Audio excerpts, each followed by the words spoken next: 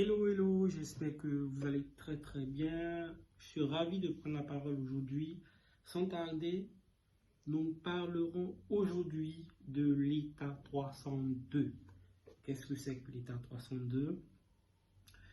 Quelles sont on va dire, les sommes et les personnes, du moins les rémunérations et les personnes, on va dire, qui doivent paraître sur cet état et quelles en sont les implications. C'est de tout cela que nous parlerons dans cette vidéo. Donc les gars, sans tarder, nous débutons. Mais avant, les gars, j'ai besoin de ça et de ça. Et activer la cloche et partager au maximum, parce que ce n'est que par le partage qu'on se nourrit. Ça, c'est une phrase, même quand je dors, là, je pense à ça. Donc, les gars, sans tarder, on débute. Désolé, je suis Soro Kanibia Bakari, fiscaliste de mon état. C'est moi qui ai la double charge de traiter de ce sujet aujourd'hui. Nous essaierons de définir l'état 301, de l'état 302. Désolé. Et qu'est-ce que c'est que l'état 302? Simplement, c'est un état récapitulatif de tous les honoraires et dépenses que l'entreprise paie à ses prestataires. État récapitulatif des rémunérations versées à des contribuables n'ayant pas la qualité de salarié de l'entreprise. Les gars, et on va dire, ce sont les rémunérations en question sont celles-là qui sont versées durant l'année. Il est important de le dire, c'est un état récapitulatif annuel.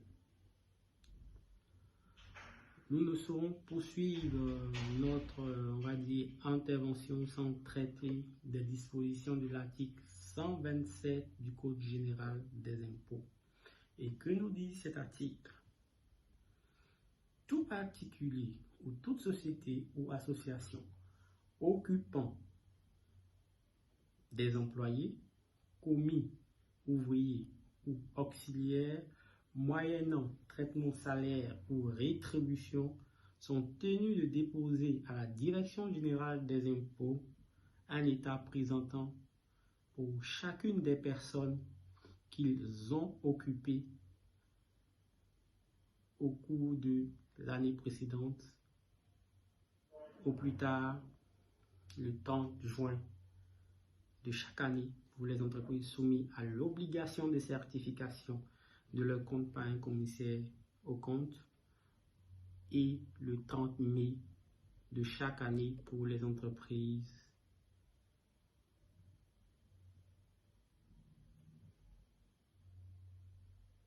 ou les particuliers ou les associations.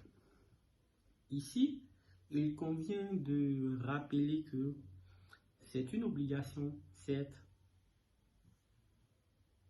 déclarative, mais cette obligation déclarative, je ne dirais pas mais cette obligation déclarative doit être exécutée dans un délai précis.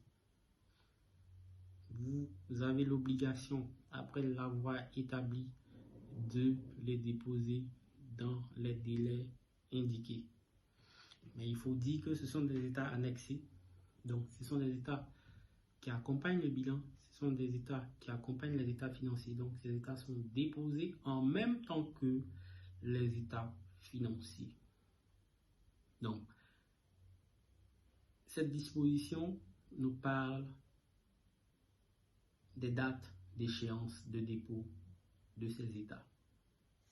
En résumé, et plus simple, parce que ce que je viens de dire là, c'est un peu compliqué. Ensuite, qui sont ces personnes qui ont l'obligation de faire, on va dire, d'établir l'état 301. Et quelles sont les rémunérations concernées? Nous allons rentrer maintenant dans le détail. Les dispositions combinées de la note de service du 5, désolé, bon, je ne vais pas citer les notes de service, mais pour ceux qui veulent aller plus loin, on pourra en parler. Donc, quand on prend cette note de service, désolé les gars, et l'article 18 et 108, alinéa 1, 2 du Code général des impôts, il ressort ceci. Les entreprises qui, à l'occasion de l'exercice de leur activité, versent à des personnes physiques ne faisant pas partie de leur personnel salarié et à des personnes morales des commissions, courtages, ristournes, commerciales ou autres vocations, honoraires, occasionnelles ou non, gratifications et autres rémunérations doivent déclarer ces sommes dans les conditions prévues à l'article 127 lorsqu'elles dépassent 50 000 francs par an pour un même bénéficiaire. Ça, il faudrait qu'on le retienne. Donc, les rémunérations qu'on verse à des personnes qui ne sont pas des salariés au cours d'une année, qui doivent apparaître sur l'état 302, doivent être supérieures à 50 000 francs. Si ce n'est pas le cas, vous n'avez pas l'obligation de faire figurer ces montants-là sur l'état 302. Il faudrait que cette information soit retenue. Merci. Et il importe de noter que la déclaration doit se faire sur une base toute taxe comprise, TTC, et mentionner pour chaque bénéficiaire le montant total des sommes effectivement mises à disposition. Ce qui veut dire quoi? Si vous avez bénéficié d'une prestation et que vous n'avez pas encore payé les honoraires irrélatifs, je suis en train de conjuguer, vous ne devez pas faire figurer ces honoraires non payés sur l'état 302. Les gars, retenez ça. Parce que lors des contrôles, il y a vraiment beaucoup de discussions lorsque souvent les vérificateurs font un rapport entre cet état-là et les ETI, des déclarations intra-groupes, ou souvent la TVA pour compte de tiers. Donc faites beaucoup attention lorsque vous mettez ces informations. Donc je rappelle, il y a 3 informations à retenir qui sont très importantes.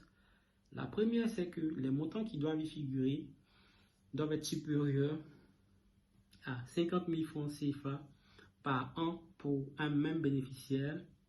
La seconde information, c'est que ici, ces montants doivent être en TTC toutes taxes comprises. Et la troisième information, ces montants doivent être effectivement mis à disposition du prestataire en question. Donc, et enfin, c'est une obligation qui est faite tant aux personnes physiques qu'aux personnes morales. Donc les gars, voilà ce qu'il faut retenir pour ce qui est de,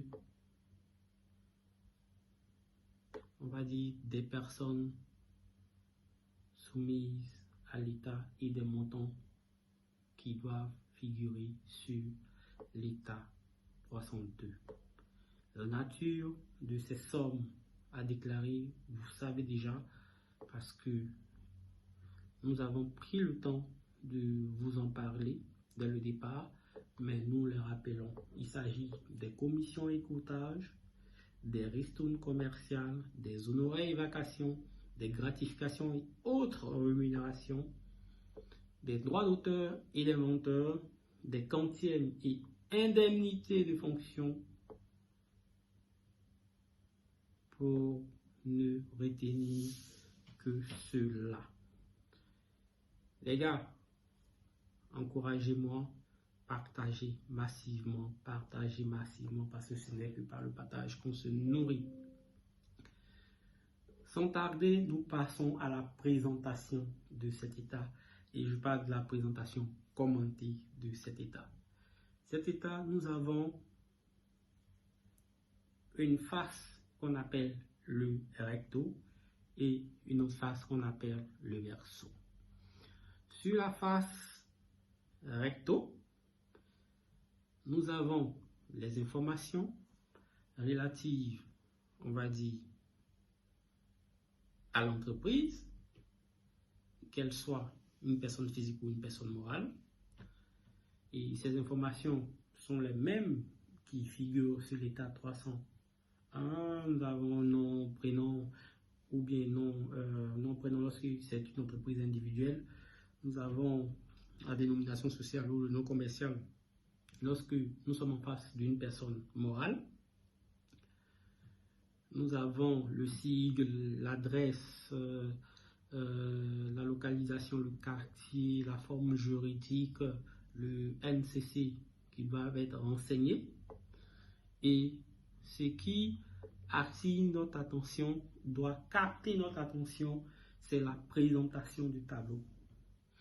Le tableau est divisé en deux grandes parties. Nous avons la désignation des personnes rétribuées, c'est-à-dire les personnes auxquelles vous avez versé effectivement, j'insiste là-dessus, des honoraires. Et la seconde partie, nous avons les montants bruts versés TTC et la nature de la prestation, bien sûr. Dans la première partie, nous avons nom et prénom, nom, numéro de compte contribuable, activité ou profession, adresse géographique et adresse postale. Dans la deuxième partie, comme je l'ai dit, nous avons le montant brut versé TTC et la nature. Sachez que dans l'exercice de l'activité d'une entreprise, l'entreprise commerce avec énormément de prestataires. Donc c'est en cela que le tableau il est assez étoffé, il est assez large, il est assez grand, afin de pouvoir permettre aux uns aux autres de retranscrire dans le détail les informations relatives aux prestataires qu'ils ont eu. Et à la fin de ce tableau, nous avons un total des rétributions versées. Donc, voilà ce qu'il faut retenir. Au début de cette vidéo, nous avons été un peu tâteurs, mais nous sommes resserrés parce que c'est avec amour que nous faisons ce travail et nous vous prions de bien vouloir, les gars, partager. C'est tout ce qu'on vous demande. Merci à vous et puis à la prochaine vidéo qui, celle-là, sera consacrée. Je vous réserve la surprise.